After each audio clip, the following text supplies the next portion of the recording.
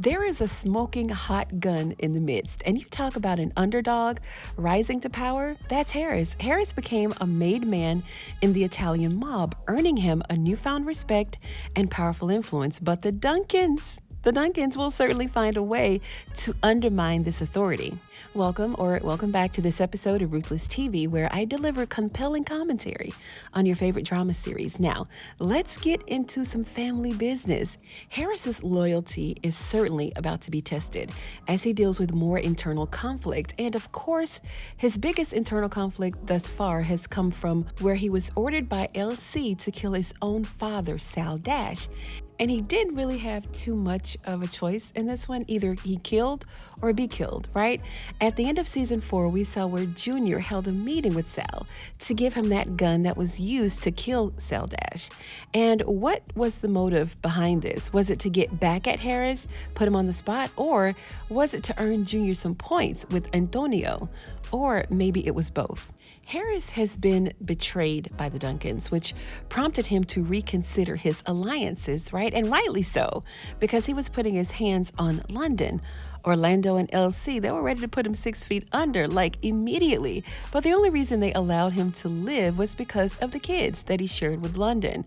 And unfortunately for the Duncans, this switching of sides has created a significant power shift. Now that Vinny is more than likely dead, Antonio will be dead soon, according to him. Those were his words, not mine. Will Harris now use his inside knowledge of the Duncans' secrets to attack them? Or will he create this war with Harris because of what he did to Sal? And Harris is such a biscuit, a wimp. He may just go crawling back home to the Duncans begging to get back into the family because he never asked to be a made man, right?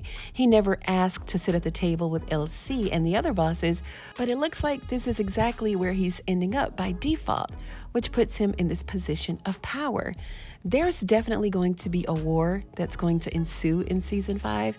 And as far as Harris is concerned, does this made man theory weaken the Duncan side? And yeah, I say it's a theory because Harris don't really have the wherewithal to be a gangster like that. Like, he's sneaky. Yes, he is an abusive prick to his wife. Yes, he's an adulterous, lying snake in the grass. My grandmama used to say that all the time. He's a snake in the grass, right? And as a snake in the grass, well, you know, the garden ones, you can never see them coming. Deceitful, right? But a gangster, he's not. Never has been. Harris is an accountant, right? He was not brought up and bred into criminal activity like Orlando or Junior, because they'll take your ass out in a heartbeat and won't blink twice. But Harris is, I don't know, the type that would want to sit and talk it out, like reason with you before making any harsh moves. And this leads me to my next point here, because Junior has already revealed this to Antonio, right? What is going to happen to Harris? I hope Dominique is in the next season. I just love the way she moves, period. I love the way she talks. I love her character. Anyway, Antonio is very fond of Harris, right? And Harris been bringing them a whole lot of money lately. So will he turn the other cheek and, you know, let Sal's death slide to keep the financial side of the business afloat? Or will he retaliate against Harris, which may send him running back to the Duncans for protection? I don't know. These are just my thoughts.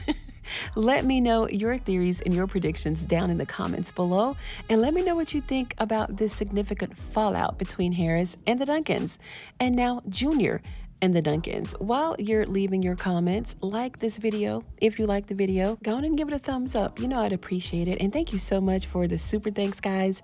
Let me post a shot of my Cuban coffee that I use the super thanks for. Well, some of it anyway. But I absolutely love grabbing a cup of this Cuban coffee at this little local shop by my house.